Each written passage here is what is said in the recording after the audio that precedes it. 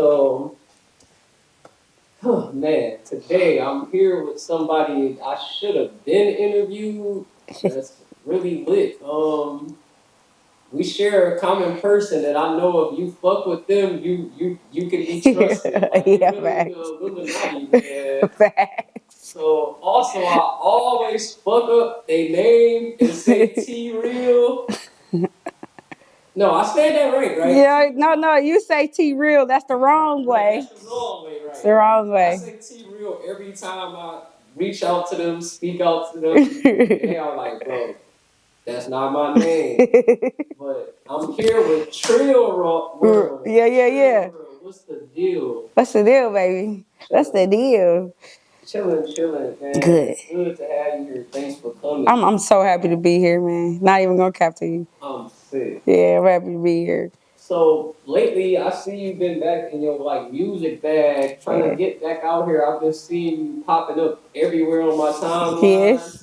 I love that. I love And that.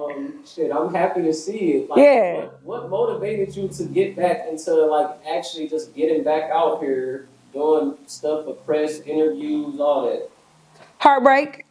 I'm sick. That heartbreak. That our biggest motivation as artists. Most of the times, I had to get a slap from reality for me to kind of to to to to remember who I was. Like I was in a space so far gone, I forgot who the fuck I was, bro. And it had me sitting down completely and like not focusing on my music, only what they had going on. So it took for me to get played. Sick as fuck. For me to get played. Like it was a listen. Yeah, yeah, facts. It was a lesson. Hey, I mean, it'd be like that. But It'd be like that. do you think Heartbreak is where you made your best music at, or I where believe it come so. from? I believe so. I believe so. Like I said, as artists, we be needing that certain space to pull from. I believe that heartbreak is my space. I used to say it all the time. Pain is the muse. Nowadays, happiness is the muse. Not even gonna cap to you. Nowadays, I'm the muse. I'm about to get that tattoo actually, muse. Anyway, yeah, nowadays I'm the muse, but usually heartbreak is the muse. So that's what got me outside again. I was on my bullshit, but I'm back outside. So just me wanting to know more about you, like I had you perform at one of my fashion shows before. Yeah. Let me rephrase that. You performed at one of my fashion shows Yeah. with the live musician and all that. Yeah. Like how did you get into music? Music is like a family staple for me. So and okay, music is a family staple. I've been singing since I was like 3 years old. I have family in the music industry, but for us, it was always almost there. So I was just the one that wanted to break that almost there curse that I felt like my family had. Like my grandfather, he was in a male singing group, and they auditioned for Motown, and they picked the Temptations over my granddad type shit. And then my grandmother, she knew Aretha Franklin's sister. She sang with Aretha Franklin's sister aside from singing with Aretha Franklin. So it's always like this almost aspect. Shit. To even go as far as my cousin being signed to Rockefeller and them choosing to blow Rihanna up over her. You know what I'm saying? It seems like this almost there ass curse on my family that I just was destined to break because I just felt like I had it. I got it. I studied those greats a little more than I feel like my family probably has. So that's what motivated me to want to do the music and take it serious. I've been recording since I was like 15, but I ain't never really take it serious. I just was in the studio. Like, that's because nobody took me serious. I took it serious, but nobody took me serious. They looking like, blah, blah, blah did it. She probably going to do it because of that until I start pushing out quality shit. But just realizing who I am is what made me want to do the music, for real, for real. Yeah. And like well, I know you said your family was deep into music, but who are some of the artists that inspired you? Heavy, heavy, heavy inspiration. Michael Jackson, Prince, Tina Turner, Beyonce, of course, Jay, of course. Just only Jay, not only Jay and Kanye because of that whole underdog thing.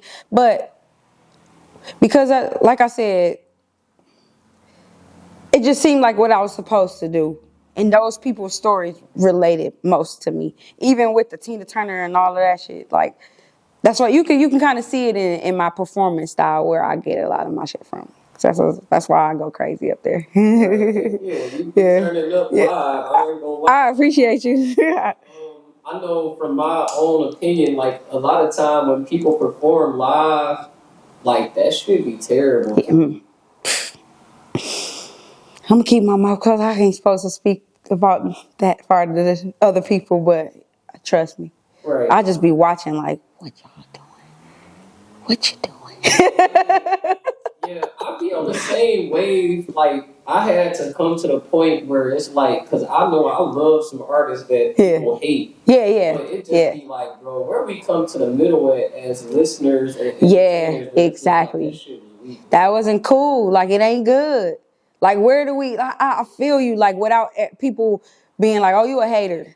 Yeah. Like where can you critique and give that advice to your fellow peers? Like, bro, you know you can tighten up. I'm usually that mouthpiece, so to a lot of people, they be like, she just opinionated. She talk too much. She thinks she this, she thinks she that. And it's like, I'm not thinking that. I'm really trying to lend my hand. You just taking it that way because I am your peer. So you don't want to really hear me tell you should step your shit up on that stage a little bit. But I be trying. And they call me, I'm a little older than a lot of people, so they call me mother. So I'm mother. I be trying to be mother for real, but everybody ain't gonna listen.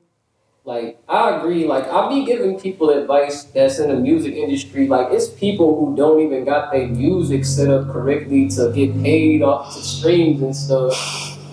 And, like, when you try to help them, they be like, bro, I ain't dumb, but really you're dumb. You really are. You really don't know. Like, we all don't know a lot of shit. It's okay to say you don't know some shit. That's a problem with egos. As artists, we know ourselves.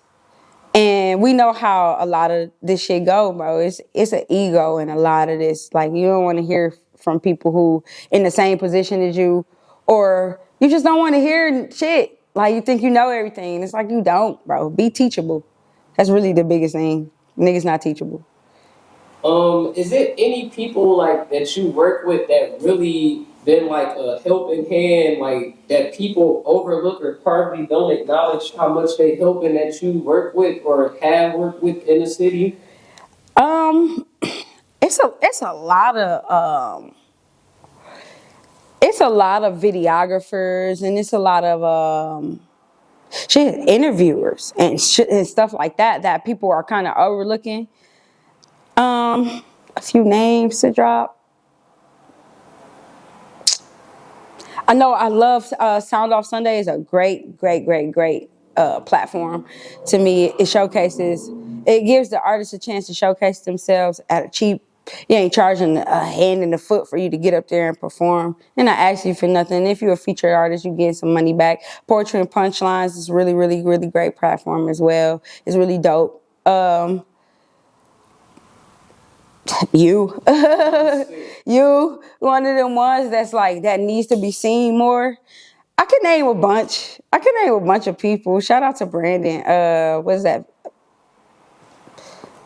I don't want to say his brand wrong.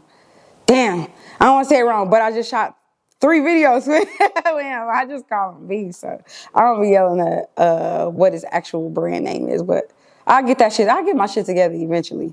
It's a lot of people. I can't think of too many to say off top, so don't be mad at me, y'all. Y'all know who y'all are. Y'all know who y'all are, for sure. So on my platform, like I'm fairly new with the interviewing people, so I'm gonna just ask like some more personal stuff. Yeah. So people on my platform get to know you for real. Yeah. So like, how would you describe growing up in Detroit? Well, in Detroit, did you grow up in Detroit? Right. So I'm from the East Side, Big East. I grew up 7 Mile area, East Warren area. So I went to school. I went to high school at Osborne. I went to elementary, middle at Stellwagen. So I've hopped around. I've been all around the city. Growing up in the city, especially with my mentality, because my mom always just taught us like outside the box. Like I said, we've always been this very musical, very different, very spiritual family. So a lot of stuff that my peers were doing and they were into, it just wasn't what I was into. It just because my grandmother and my mother and everybody kind of showed me different. So growing up in the city was, I don't want to say it was difficult for me. It just was different for me because I was always that black sheep to my friends, to my family. Like, so growing up in the city, it give you a tougher skin. It give you a skin to be able to go. Like I lived in Alabama for a while. I went to college in Alabama. Then I lived in Seattle for a few months. And then I lived in LA for 2 years. Like it helps you ground yourself to be able to move in those spaces and not feel uncomfortable and not and feel like ain't nobody, like I know that I can be touched, but ain't nobody about to fuck with me. Cause you ain't scared of too much. You've seen everything. You see just about everything. Like I said, I come from a spiritual family, but we still east side of Detroit. So I grew up around the drug dealers and all that. So I looked up to as a kid. Like I wasn't looking up to motherfucking, I ain't want to be a doctor or a lawyer. I wanted to be the dope man. Trying to give it no facts. Facts. My mom was like, go to school. I went to school. I did all that shit though. But growing up in Detroit just gives you a different type of skin. You feel like you can overcome anything. Make it here, make it anywhere type shit. For real. That's another thing. That's a Detroit ass, East Side ass shit. We don't want to be too pressed. You just never too pressed. Yeah. Ever too pressed for nothing. For real. It's like, I think that's what be holding us back. That is. It's our biggest. Like living in LA, that mindset, this mindset that I have, this Detroit mindset, has gotten me nowhere. I've been sitting in rooms with people I should have been very vocal with. Me too. Very vocal. Nigga, I spent my 25th birthday at Drake's house. Sitting, he's in his living room, met his dad. Hey, what's up? It was Thanksgiving. Like, what's up? He introduced me like, blah, blah, blah. And what was crazy was, it was the person that I was with. Like I said, I got family in the industry. I ain't gonna lie, family be feeling like haters sometimes. Facts. Family be feeling like haters a lot of the times. But yeah, he kept on like saying he kept making little funny jokes. And I kept telling her, I'm like, that would have been the time for you to say something. You know, we could have laughed and bonded and made some type of connection there because he was making jokes behind my back. You tell me he making these jokes, I can connect with this nigga. We can laugh and kiki about a whole bunch of shit. Like, right. you just feeling how you feeling for whatever fucking reason you feeling it. So you like, yeah, don't mention that you do music. And I'm like, oh, you sound like a hater. That's sad. Yeah. This making me sad on the inside. Yeah. It's like, I get where they coming from, but to a certain extent. To a certain extent, no. I'm gonna not mention music. I don't know. It's my life, nigga. And then that's what's so crazy is I heard him mention music to her. He mentioned something musical to her, and I'm like, this is the type of nigga he is. He ain't like you. He's a real artist like me. Yeah, right. You ain't you know. I ain't gonna say you're not a real artist, but you don't give a fuck about the artistry like we do.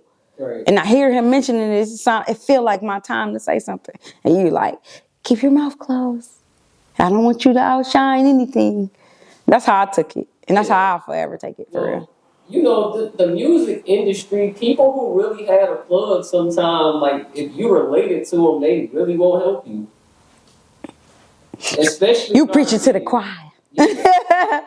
You preaching to the choir. Like, literally, that's one of the reasons I stopped recording music. Mm-hmm. No, for real. Like, literally, I be doing shit with people, you know, and I be, like me, I help. Oh, I probably can call my cousin. Yes, call. But I, you know, be reaching out to people and trying to network with them. And yeah, and they be weird. Already, and they would not link. Not link. Oh, man, this same cousin, I remember we was in the house with Veds. And my mom was like, introduce them. That bitch rolled her eyes like, what? I was like, huh? But that be the city. Because I done seen a bunch of people that I've met 1,000 times, and you see them out somewhere else, and they just be looking like, we don't know each other. Or we do, but I'm not going to acknowledge that I know you. It's a city, man. That's why we in the place we at right now. You know how many of our are star artists that aren't stars in the industry because of this mindset. It's because of that. They can do all the songs with the Futures and the whoever else. LeBron could play their songs 1,000 times. But they are who they are mentally. So they stopping themselves from being the Jay-Z's of this shit. Even the little Dirks of this shit. Cause them little niggas is running the game right now. And as we could be. But they just don't know how to be. Right. I feel like in our city, way more people could be on, but people just don't know how. Like, because personally, I've been in rooms where people want to fuck with people, but they just don't want to reach out to I them. don't want to say nothing. Yeah. That's really, them egos be in the way, man. Them egos be pulling shit back. That's why as of late, I've been so vocal. If I want it, I want it. If I want to talk to you, I'm going to talk to you. Simple as that. Because I used to have that mindset as well. Like I said, when I first started, I was winning showcase after showcase. Wasn't nobody fucking with me on stage at all. Like nobody. And I don't care how that sounds to nobody. Wasn't nobody fucking with me on them stages. But I still was standing, I held myself back because I was still standing in the back like, I don't got to talk to y'all. Right. And it's like, bitch, who are you? It's not. Why you feel like that? Why you feel like you don't have to talk because you about to win the show? Oh, you won $300 at the showcase. Like, you know what I'm saying? Even if you win $1,000, whatever. Just because you winning this at the showcase, you ain't nobody. Who life can you change? Right. Who life have you changed? And that's the thing. We be thinking we can change everybody's lives and we can't even change our own fucking lives. For real. I swear to God, that's one of the reasons why I started like interviewing people with like artists, business owners, and all that. Because literally, my goal is to literally change people's lives. Yeah. Like, Yeah. you know, like some people, you know, they're different. You know what I'm saying? But really, my goal is to just help people. So I'm good at photography, Yeah. videography, and all that. So that's why I do. Yeah. Yeah. And we need that. We need those people. We need those platforms. Let me call this nigga. I ain't about to play with these text messages. And then you also write music too. Yeah. I watched the interview with you, so that literally I felt the passion behind like when you were saying, because really I ain't gonna lie, I don't want to sound like an asshole, but really I mean niggas gonna be mad, but they just suck my dick. But really, I feel like in the city it's a lot of culture vultures. I'm not trying to be like shitty, you know what I'm saying? But you were speaking about like how people you write and people don't give you the credit. Yeah. Yeah. Like, as an artist, Yeah. like why do you think people be on that other than hate? Like, can you come up with an actual logical reason why a person would not want to give you credit for writing for them? I feel like it's that same aspect, man, that we just spoke about, like just not wanting somebody to outshine you. Like wanting to be. I've heard so many people say, I'ma get on and come and get you. People that's had the opportunity to actually put you on before them. That know people who need you for what you got going on. They need that. But they ain't about to introduce you to them people because that's gonna make them above you. Like or that's gonna make you above them. So I feel like a lot of the times with the no accreditation and it's niggas either it's one of two things. You don't give a fuck about it. You don't care what I'm doing. You're really just using me as vocals. You don't give a fuck who I am, what I gave you. So you just want, that just sounded good. So yeah, I'm gonna use it. And then you got those people, excuse me. Then you got those people who are just like, I don't want nobody else to outshine me, so I ain't about to give that person the credit. Because they are outshining me on this song. Or they are outshining me in some kind of way. Even with these writing skills, they outshining me. So I ain't about to tell nobody else who this is. Right. So That's really what I think. as a writer, like how do that really work? Like writing for people, like more so like have you ever been in a position like where it's you and other people writing for one song and whatnot? When I was in LA, I had so many people that was telling, like in my ear, telling me that, like, you don't gotta be an artist, you can be a writer. So it was plenty of people that I was introduced to, where it was me and a couple of other people sitting around. We were the writers, coming up with melodies, coming up with lyrics, coming up with all of that type of shit. What was the question again? I swear to God, how is it writing? Oh, how is it writing? What? Okay, writing for other people. I knew it was something like that, but the shit is interesting. But like I said, when I was in LA, that was my main. Everybody was trying to push me into that songwriter girl thing, so just getting that you get in those circles where it's like, here we need something, and that artist is just kind of chilling. You know who they are, what they sound like, kind of. They give you an idea of what it is. You sit up and you come up with something that sounds familiar, that sounds cool for them, and that's really how it works. It's not my favorite thing to do. When I was a kid, it was. Like, I had notebooks full of shit that was like supposed to be written for like Tank and Chris Brown and all that shit. You know what I'm saying? Because I was just mimicking their styles and their sound. But once I got a taste of me as an artist, like, writing for other people became a little more difficult for me.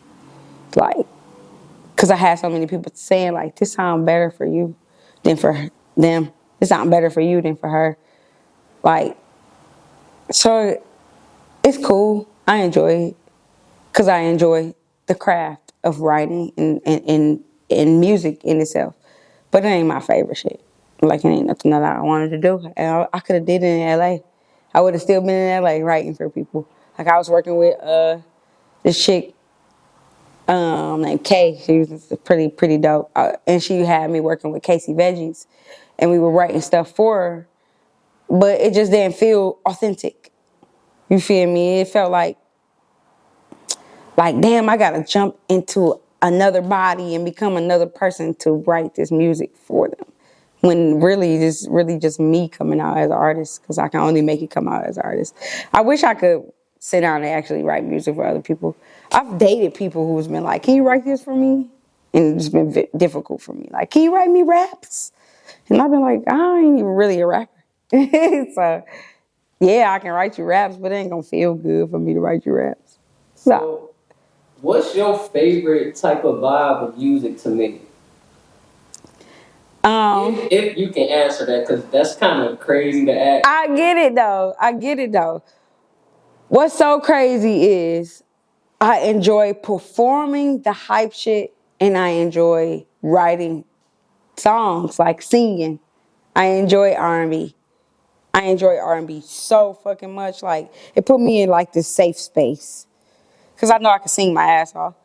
So I know that I'm about to write something that's beautiful, and everybody gonna be like, this song's really, really dope. So, yeah, R&B. I can say R&B is my favorite thing to write. For real, for real. What's the R&B artist that you would like to do a song with? Her. I love her. Like, everything about her. I love her. No, man. No, for real. And I mean that in your way as well. For real. Like, everything about, no, for real. Everything about her is like beautiful. Ari Lennox, I would love to work with her. I would love to work with SZA. Like, those R&B artists are dope. What's her name? Green Tea. Damn, what is her name? Because I'm not really, I won't sit around and like look up new artists. I'm that artist. Like, that's why they be talking about me like I'm grandma, I'm old. Because I ain't about to listen to like what the new artist is talking about. I'm really just in this box where I want to create what I want to create. So I try not to even listen to a lot of R&B. But Green Tea Peg, that's her name. Green Tea Peg, Victoria Monet, she's really, really dope. What's the one chick? She sing, I won't make you feel good, baby. What the fuck is that song called? What's her name? I'll look it up. But she's really, really dope. It's a lot of dope ass artists I would love to work with, as far as like industry goes. As far as singing goes, Just a couple of cool scene girls that I would work with for sure. That I have worked with too. So shout out to them. Shout out to Lolly Mariah. Shout out to Libra of Detroit, aka Lynn the Singer. Shout out to Brittany B. Hayden. Those are all the girls that I did the Kid L interview with. Those really, really dope artists too. But there's a couple of other R&B girls that I would love to work with. Shout out to Asia Bree. Shout out to Taylor Bentley. Shout out to the homies. Yeah. Shout out to the homies. So random. What's your favorite strain of weed? That's interesting. Like, I don't. See, I really feel so old during this interview saying certain shit. I ain't a dispensary Right. girl. Talking about nigga the loud. Nigga, Wow. You know what I like? I ain't a dispensary girl, but I do love a good hybrid. I ain't gonna lie, I love a good hybrid. No matter what it is. A good hybrid or a good indica, I'm that type of girl. Like, I like to be functional and upbeat with the weed, but give me some shit that's gonna have me sitting there and looking at everybody like, what are you talking about? Like, give me that weed and I'm actually satisfied, because a lot of times I be thinking too much or talking too much. So give me the shit that's gonna shut me the fuck up. So I was with the artist one time recording them like a vlog. Yeah. And they wanted inspiration and they wanted to do shrooms for more motivation. Have you ever like tried to get high or just to get like motivation? Oh, for like, a sure. type of song? Oh, for sure. Oh, for sure. Man, it was a time.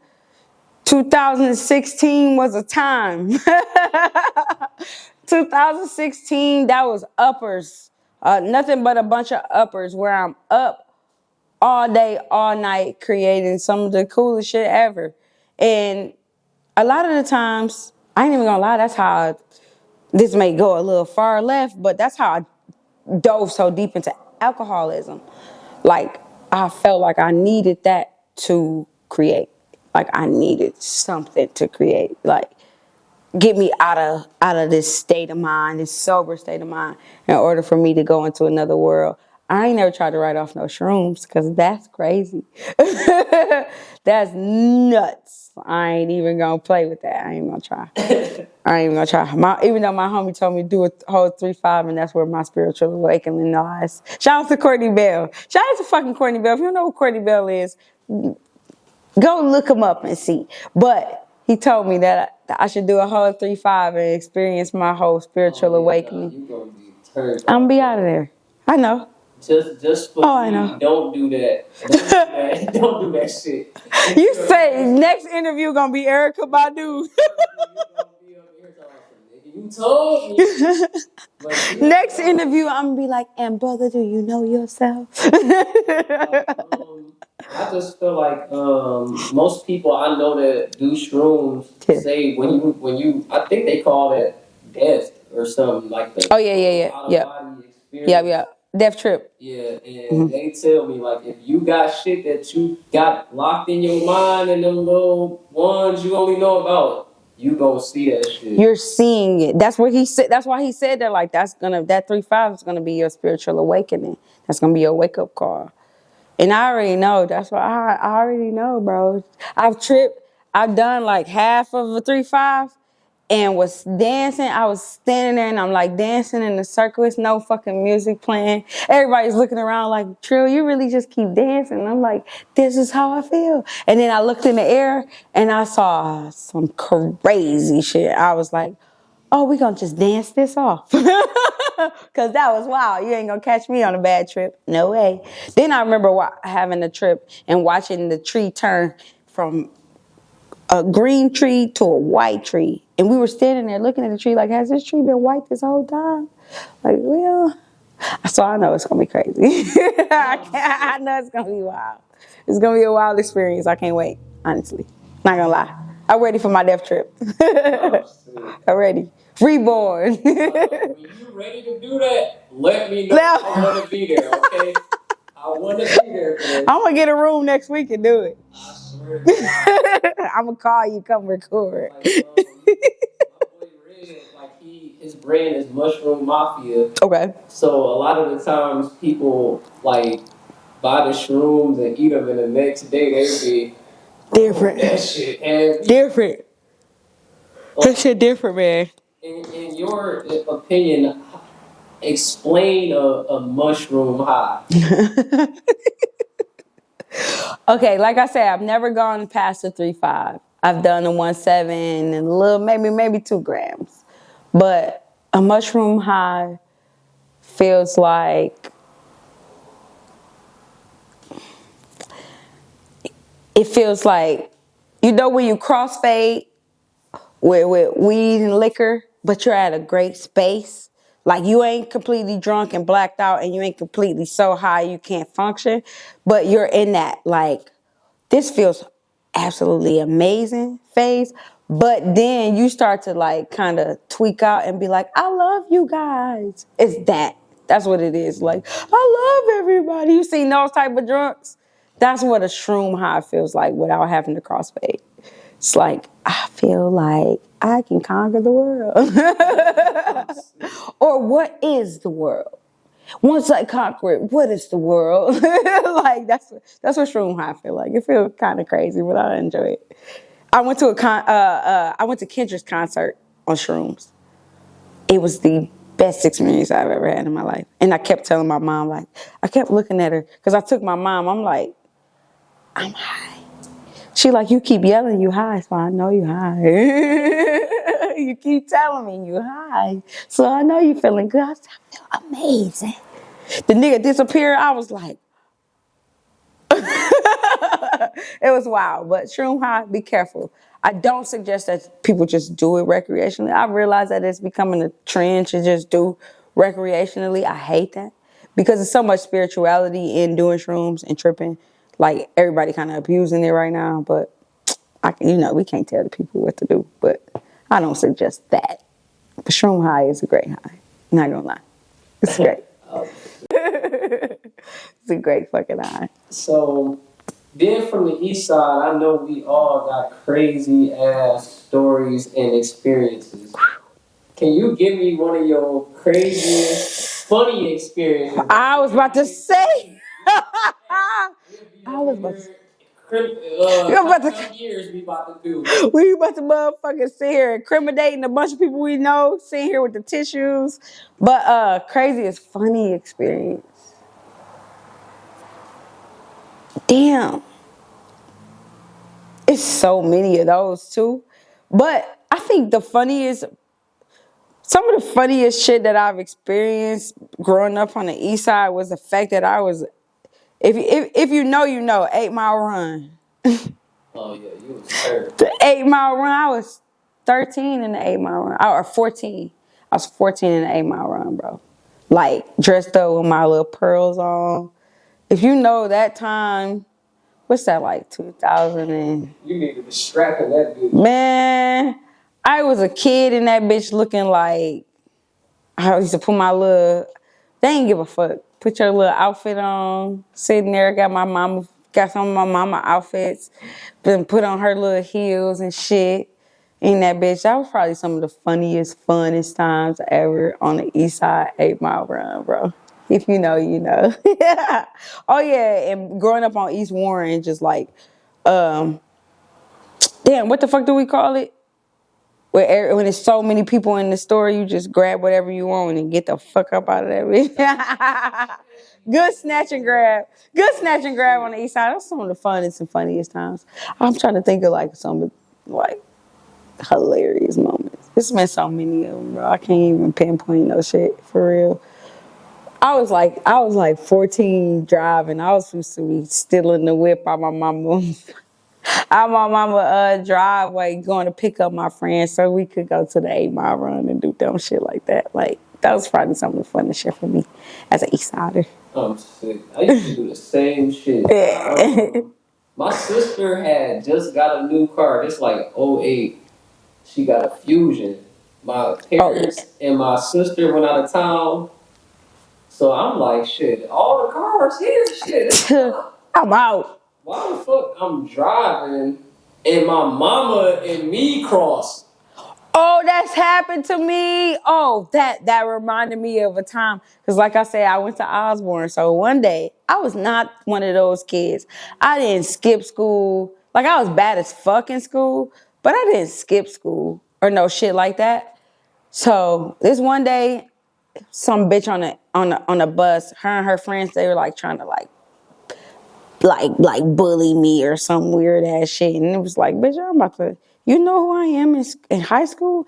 I'm about to have all my bitches run to the bus at this point. We ran to the bus. My friend acted a fucking fool. We threw all kind of shit on the bus. Like, basically scared the fuck out of whoever the fuck them bitches was. And then I got out there. I couldn't ride the bus that day. So of course, it's like, bitch, you just started all this ruckus. Get your dumb ass off the bus. So we skipped school. I'm doing, it's Votech. I'm like, shit, that's that like 3 hours or some shit like that. I'm like, let's go. And I'm not going back into school, nigga. Let's go, just skip. So we skipped school and we at the McDonald's on 7 Mile. Right there on 7 Mile and what's that, Hoover? Yeah, 7 Mile and Hoover at the McDonald's. And my aunt, not my aunt, my cousin rides past. It's my cousin that lives with my mom. She ride past me and she looked me dead in my face. And I'm like, she ain't about to tell on me. She ain't gonna tell this my cousin.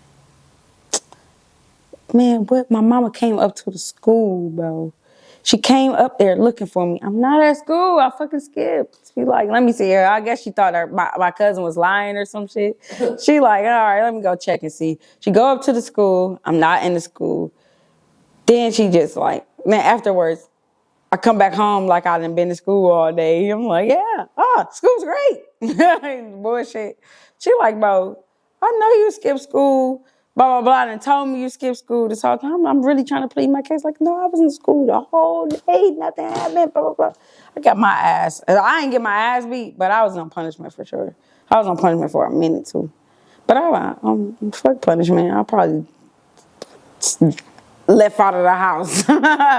On some rebellious shit. I just always been a rebellious kid. Shout out to my brand too. I got a clothing line called Rebellion. More pieces on the way. Let's talk about your brand. So Yeah. can you so it's just only like apparel? Like So for what I'm trying to grow Rebellion into, I wanted to be I wanted to make like smoke trays and like shit like that. But for now, yeah, only apparel. I have shirts and I have hats right now. We expanding the brand and it's gonna be bigger and it's gonna be everything for real, for real.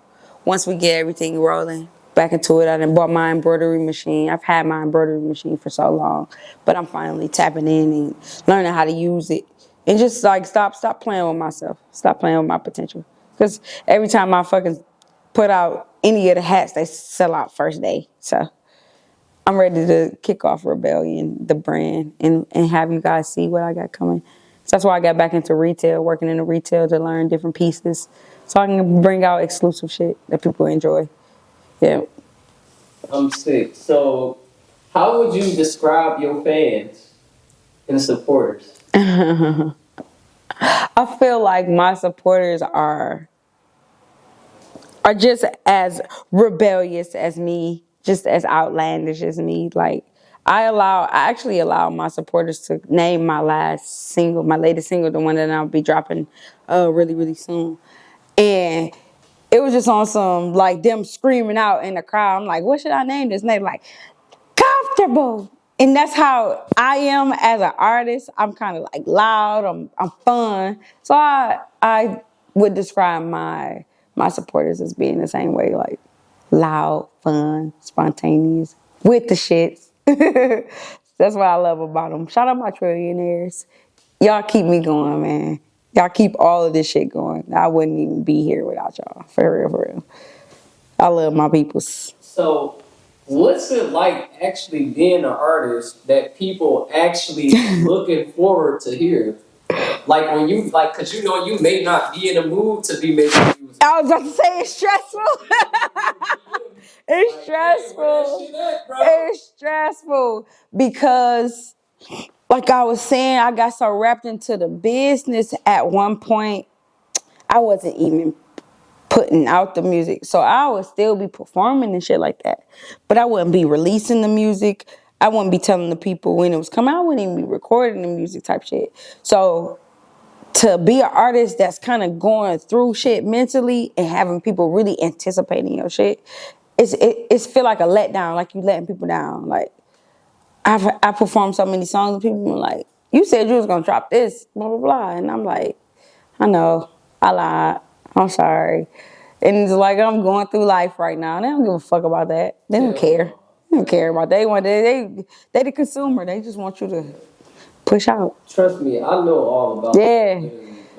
My clients be pissed at me. Yeah, for real. Really, like doing this shit, like really, like I really had to take a step back from photography because people don't appreciate the art. For real. Like, really, I'm in a position where shit, okay, I ain't even got. I ain't about to play, yeah. Like, shit, for real. That's how I am with this shit. Like, I love this shit so much. If you don't appreciate it or just, I don't want to. I'm No. not even doing it. No, I'm that person. I'm not doing features with and for anybody. I'm not getting on your song just because we cool. Because especially if I know that we ain't about to do shit with this. Like I love this shit. Like I ain't about to waste my time. And I know that you ain't taking this as serious as I am taking it. I've got music with motherfuckers that are probably the world will never hear it. And it's classic shit. It's great shit. Like, and it's like the world will never. You really just wasting my time playing with me. So I stopped doing features for any and everybody. And that I feel like that puts a different type of value on you too. It lets people know that you feel very passionate about what you're doing. Cause I ain't about to just put out anything. If you ain't pushing, are you about to push this? I feel you that you paying me and all of that good shit. Yeah, you about to pay me for this feature, but are you about to push this so I can know whether or not I'm about to waste my time with this? Like I'll give you a half-ass verse if that's the case. You ain't about to push this bitch. I'll give you some blah blah blah. If not, I'm about to give you that work. You feel me? It's gonna be some shit that you let your mama hear and then be like, I love that one. As an artist trying to make it, what's the hardest part for you? Consistency. In this business, consistency. Without a helping hand, without a team, consistency is the hardest part of this. That's really, really all it is. Especially when you have it, when you got that it factor, that's really all you need is consistency. And for a lot of us, that's the hardest part because we be going through shit mentally, we be going through shit financially. And like I said, we go through shit, you ain't got a team, it's just you. Really just trying to push this shit out, and it's like, damn, bro, I don't feel like it today. I don't feel like adulting. I don't feel like being an artist. I just want to go in the room and cry. You know what I'm saying? It's like, nah, get off your ass, push that shit out. So that's why I pride myself right now. I'm being very consistent right now, and I love that for me and my supporters. Shout out to y'all. So you said you about to drop a new single soon. Mm-hmm. So are you just dropping a single, or is that going to lead up to like a bigger project that you just working on? So the project is almost complete. We got a couple of tweaks, but I am working on dropping the project. Right now, I'm just kind of dropping visuals, just so people can see who I am. I feel like a lot of that, a lot of me not popping and being as big as I am, because people don't see me. They don't know who I am. Like, I've heard of Treal, I've heard her name, but what she look like? Who is she? You know what I'm saying? And so that's what I'm heavy on right now, just dropping like projects. Dropping visuals rather. I do have a project coming up very soon though. I want to drop the visual. I'm not the visual, I want to drop the project this summer, probably like June. I'll be done with the project in June. Shout out to that. Hold me accountable. June, I said. June, guys. Y'all get a project in June. I'm sick. I'm gonna be looking forward to that. Yeah. And like you saying, people may not notice you when you out because you haven't been putting out stuff. So like my next question would be, how much do you think social media impact artists?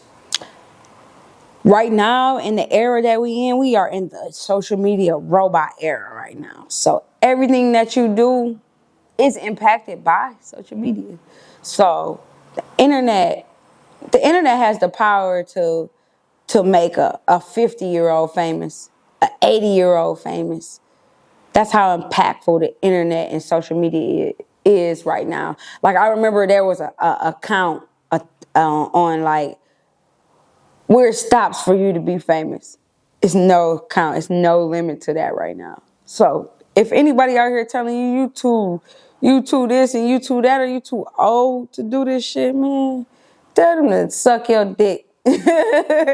For real, in real life, tell them that. Because like I said, we're in an era where an 80-year-old can become famous. We pulling up shit on TikTok, and it's people that's going platinum for songs they created in the 80s that nobody's ever heard, and just somebody decided to do a little hip dance to it.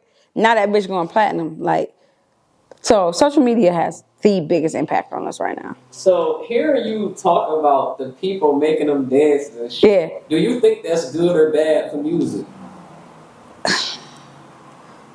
I feel like it's necessary in music.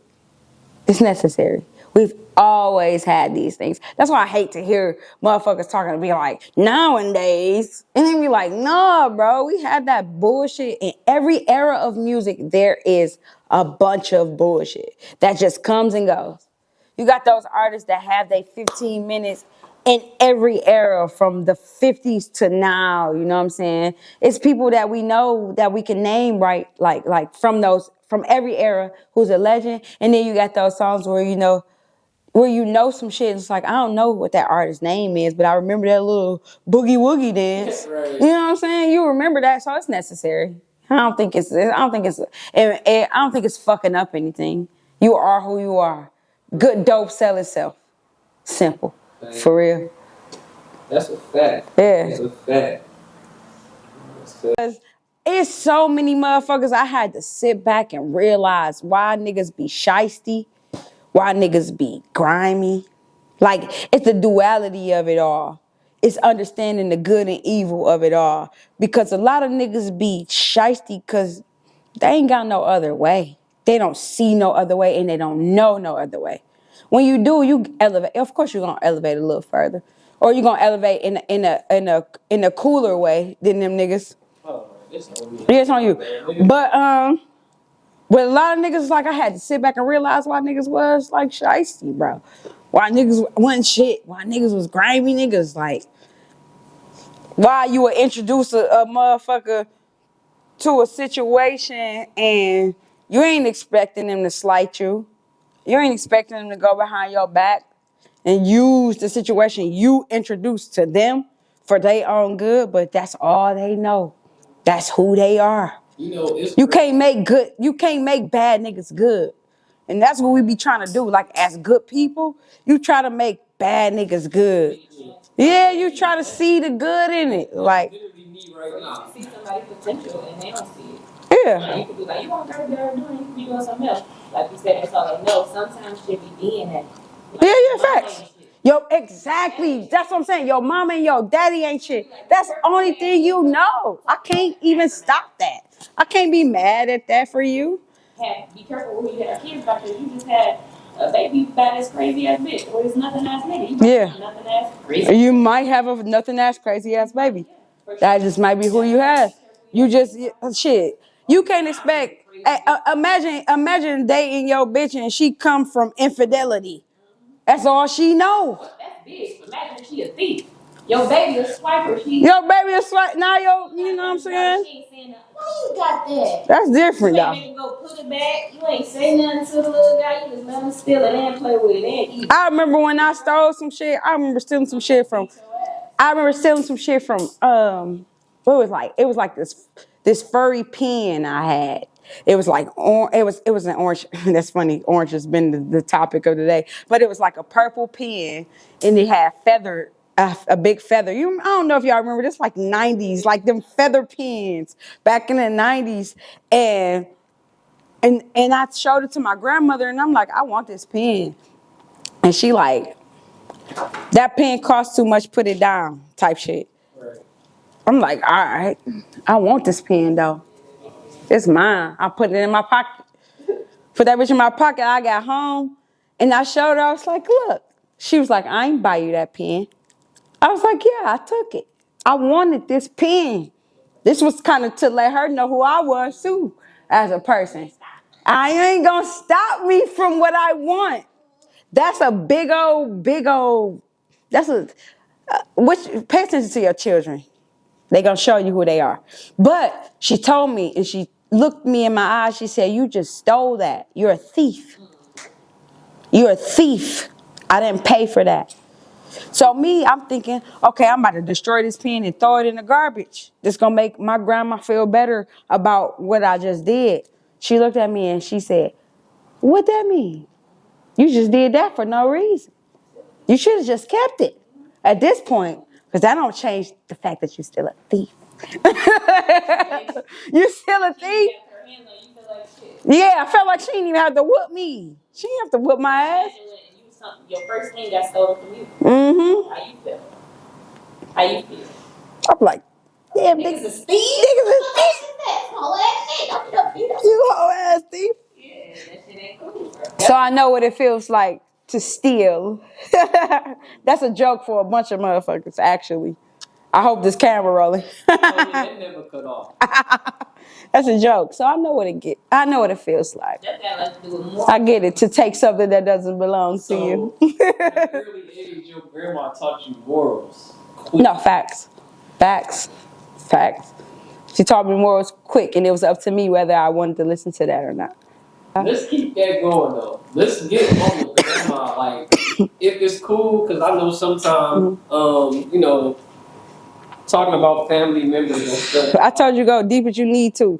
That's Like, the artist I am. Want to learn about your The Trealists. Yeah, I want to just know like about your grandma. Like just it seemed like she might have taught you characteristics and stuff like that that stuck with you. Well, of course, it's your grandma, but just like those key characteristics, like what's like some stuff your grandma like molded into you, like. So to be honest with you, I had a young mom, so both my grandmothers had had a hand in raising me, but my father's mother more than anything. And that was my father's mother is the one who I went through the whole pen situation with. With her, from what I learned from her, she always worked at Chrysler my whole life. That's all I knew her as. So I knew her as a hardworking woman. She taught me how to take care of home, how to take care of my family. That family was important. Like, I saw it differently with other situations. But with my grandmother, she always let me know being hardworking is okay. Putting family first is okay. But I did have to grow up and understand that a lot of the way she was moving wasn't the way of the world. It's not the way of the world. It was the way of her world, but not the way of the world and how it should be. Because we have to make family accountable for a lot of stuff. But grandma taught me hard work for sure. Grandma taught me don't give up for sure. All of this, go hard. I think she had a big deal in me being a hard worker. That's what that grandmother taught me. My mother's mother, she taught me who I am spiritually, my free self. A balance, duality. That's what I said. That's a big thing. I got that from spiritual grandma, the artist side. The freedom, like I said, me being free, being myself. I ain't know her as a kid. And with that comes morals, though. Like, make you a good person, you gotta have a good spirit. With each grandmother, I had a great balance of duality. And I appreciate them for that, because I wouldn't be who I am today without that.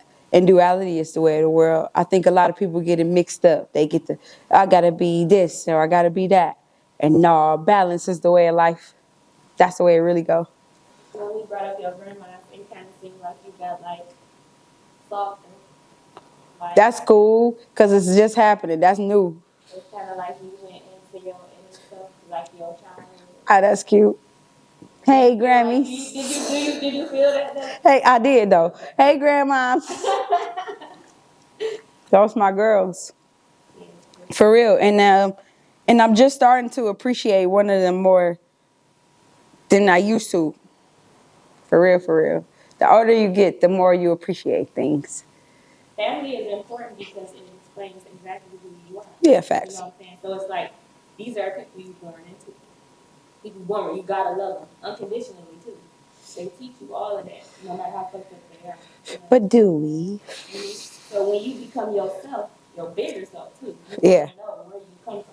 That's Facts. very important. Facts. That is something that I've been tapping into heavy, like as of late. That's why I said with one of my grandmothers, I'm just starting to see who she is and understand who she is. Yep. It took so much time too. That grandma, I ain't really fuck with her when I was a kid. Hey, grandma, I love you to death, but you knew that too. It was a lot of shit that happened. It's a lot. You feel me? But you gotta grow up and understand life. So I understand my mother more than she understands. I understand my grandmother more than she understands. I am the weird kid. So you have it's 4 So I y'all. see y'all. 4 siblings. Yep, I'm the oldest of 4. What is it, girl, boy, 2 boys, 2 girls? It's 3 girls, 1 boy.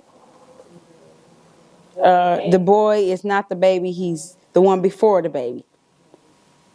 So it's 2 middle And kids. you say you the oldest. I'm the big one. So you carry. I'm the big one. Carry all the way. I'm the big one. Yeah. You after mom. That's why I tell niggas I don't care how small you think I am. I'm the big one. Yeah. Enforce that man pressure. You everything. Yeah, I'm mother. So did you have an active father? Did you guys have you said you did so your grandma on your dad's side. So was your dad around? Nah, dad died when I was 1. Yeah, I don't even know who dad is. Shout out to dad though, cause I heard I got a lot of shit from him. But yeah, I don't know who dad is. So you like mom's dad, like mom's father of the kid. It's so crazy. Get a lighter. It's so crazy because I act just like my mother. Act just like my mother. Look just like my father. Shout out to them both. Shout out to my mom, cause I act like her. So much more than I even like to admit. But yeah, I just got his face. How your mom act?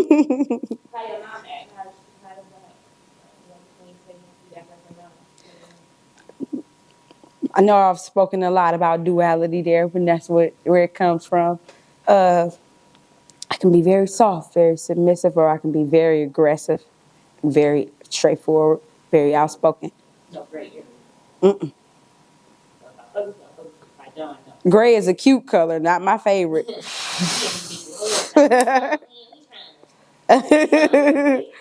Yeah.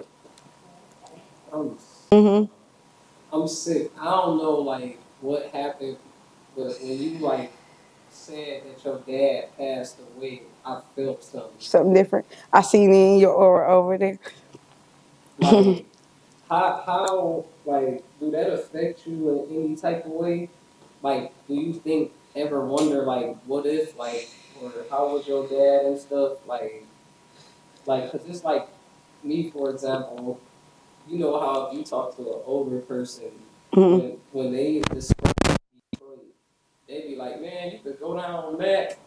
It was a mall, it was a bowling alley, and when we go down Mac, it's like, man, It's not that at all. so it's like, what if? You know, like, Yeah. do you have like your what ifs about that? Like, Every day, bro. I feel like that's a big missing piece of my life, but it's probably the most golden part of my life. that's crazy. Yeah.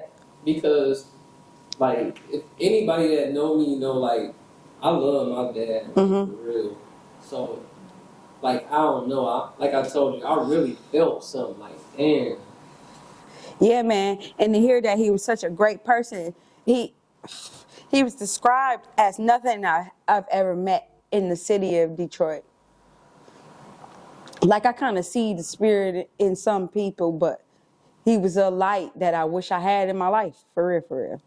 I know that would be the fulfillment to a lot of the darkness of me as a person, but I know that fulfills a lot of shit as to me as an artist. But yeah, I wish I had him. I wish I knew who he was. I heard he was an artist as well. My mother was an artist. She liked to discredit it a little bit, but she was an artist wholeheartedly at one point. But I heard that my dad, he wrote poetry, he did all that, like he sang, he did all that shit. So yeah, I wish that I knew who that was, because I know that's a missing part of me that's not letting me know who I am. Because I know that I am my mother, but I know I am him too. So I wish I knew what parts of me that was, like to be able to see it at least. You know what I'm saying? It fucking nigga up. Sick. Have a nigga, you know, Like, choked up. I'm sick. I felt it. Mm-hmm. Like literally, and just thinking about my dad, that shit literally, I felt it. Yeah, for sure, for sure. So I feel it in a different way though. Like say how you wonder what if, I really know that, Yeah, but now my daddy really old, so now it's yeah, like damn, what if? yeah. You know what I'm saying? He never Like, exists. damn, like What if he ain't never gonna be exists? here one day. Yeah. You feel me? That shit crazy. Yeah, yeah. But he here now, so cherish that. Yeah, That's what you got. I do. You got it. It's a lot of us that don't. Especially coming from the east side of Detroit. It's a lot of us that do not have our fathers at all. Yeah. And it may be from not even the reason that I not have mine. Like, it's my father's past. It's some niggas that just walk out the crib and don't come back. In a way, you feel robbed. Yeah, for sure. For sure. Like, Taken away from. It's always a why. That's why I'm always angry. And then I be saying, Yeah. my dad passed away in 2019, Mm. but he wasn't in my life, but I was in his. Like, I was kind of like I get it. making my way there. You know what I'm saying? Like, Forcing yourself into a situation. yeah, so I got to know all my other family, just really not him. He was around, but when he passed away, it took me a year to cry. Mm-hmm. I was that mad. Yeah. Yeah, robbed. I'm still crying right now. Right. But it took me a year to do that shit. I've been crying for 30 years. I believe. Mm-hmm. I believe. Yeah. I believe. That's real. Been crying for 30 years. There's a lot of people that don't even understand what that means. Mm-hmm. You feel me? So it's a lot of people who don't understand who I am. That's why if I'm in the club and I start crying, I be like, let me cry. Like, No, you got to capture that shit, though. I let it out. You got to gain some control of it. Yeah, but if I'm loose and I'm hot, That's why I stopped drinking for a long time. because that shit'll give me a problem. Yeah, no. Niggas was off the wall. Anybody who knows Treal, they know Treal was off the wall for a while, for a very long time. And people tell you about yourself. Mm-hmm. You be looking like, I know why I did that, but why did I do it? I know why I did it. Do you know why? I probably didn't told you why, actually. Those be the people right there. The people that you tell why. Like, I might do this. And then they be like, you did that. I told you, nigga, get the fuck out. Yeah, I ain't want to flick that bitch on the floor. You good. You a star. You can do anything. So that's Infinitely. So like, I know like in the entertainment field, period, like we all want to be bigger, like to a high point. So for you, explain that high point, because everybody's just different. Oh, superstar. What? Oh, I might have answered the question right there by even yelling superstar. I mean, but like, but no, I get it. What's your definition of that?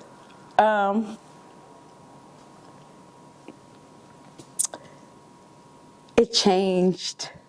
It has changed over the course of time. But I feel like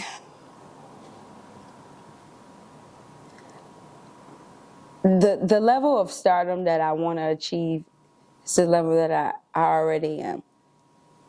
Wherever I'm going, wherever this takes me, that's how big I want to be. It's so many people that look at me and they see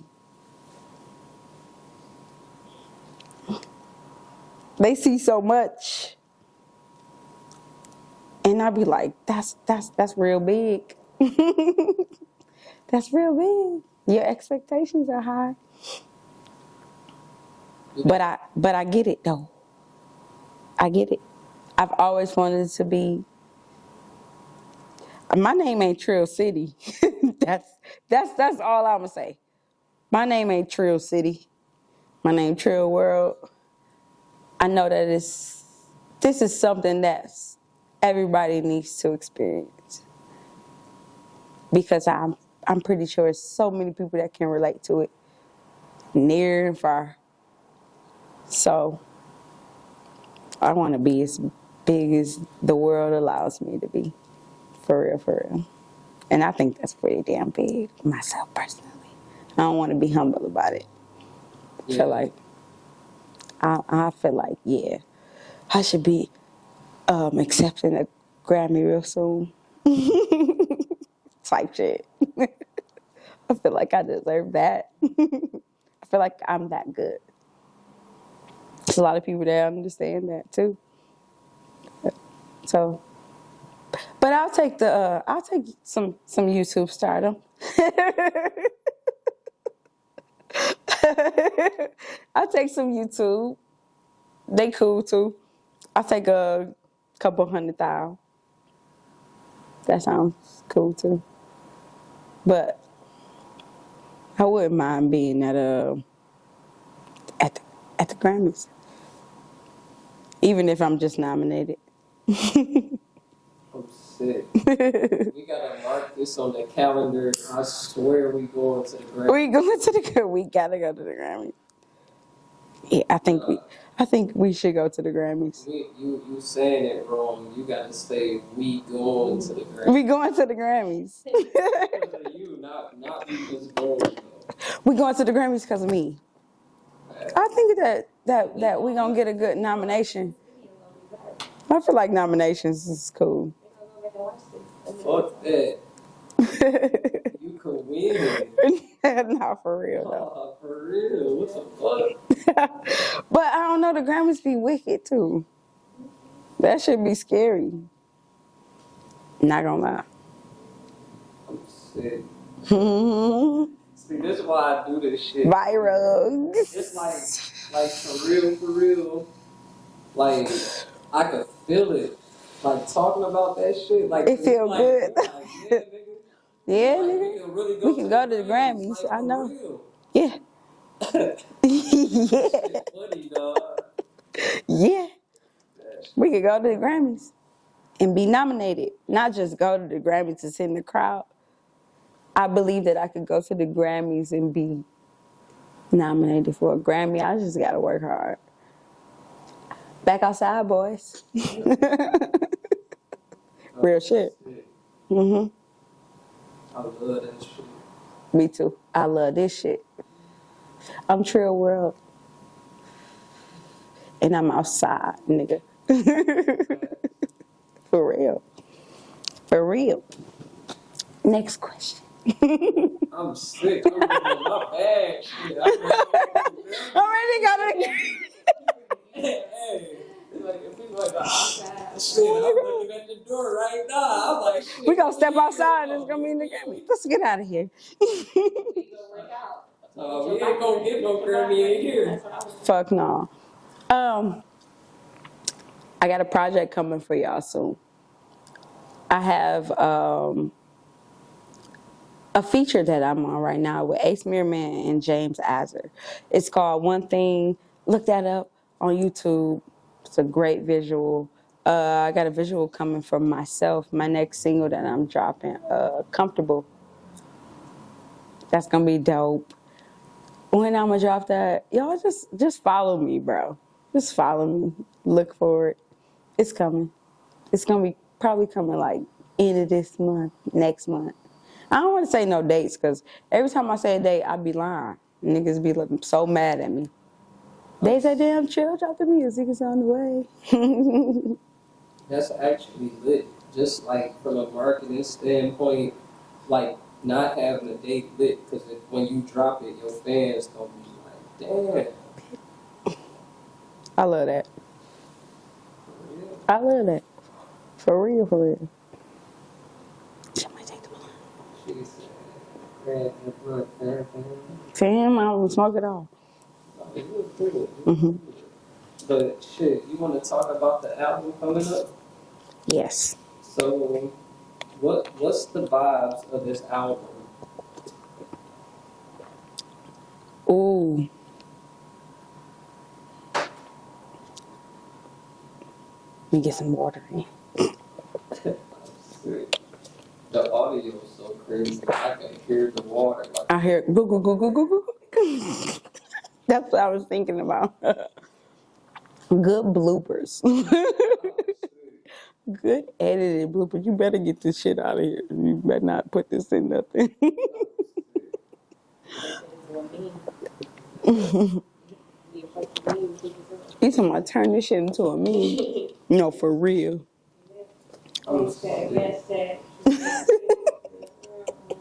So, Okay.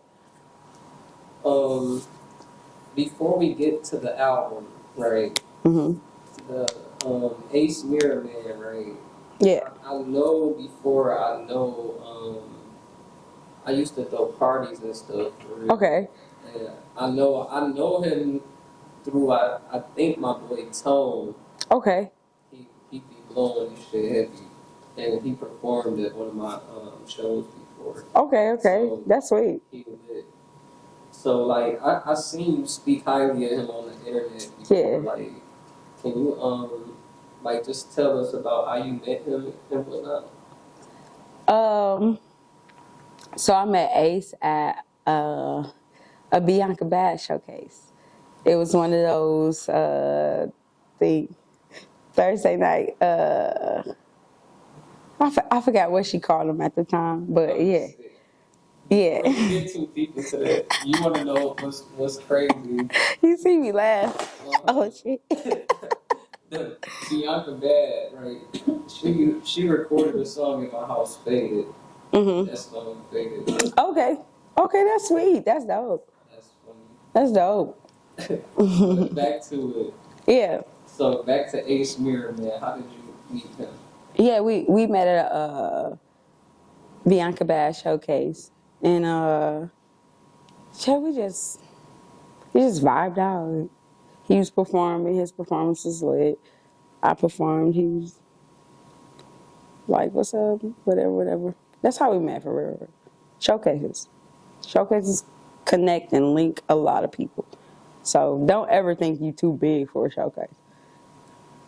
You can be linking up with somebody that's cool, some cool people.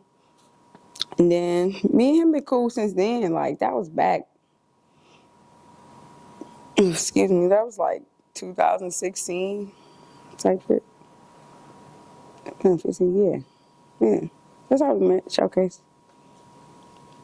I just told my mama, she was like, like everybody just think I'm just so all that bullshit. I mean, but I just told my mom, I was like, I'm about to start expressing myself differently. I'm about to just start crying. I'm about to become a crybaby. I'm about to just cry. She was like, maybe that's what you need to do.